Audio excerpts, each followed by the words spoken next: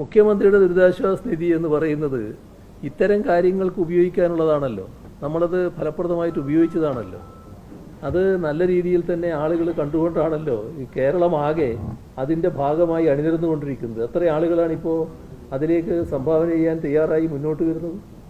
അപ്പോൾ അതാണ് നമ്മൾ പ്രോത്സാഹിപ്പിക്കേണ്ടത്.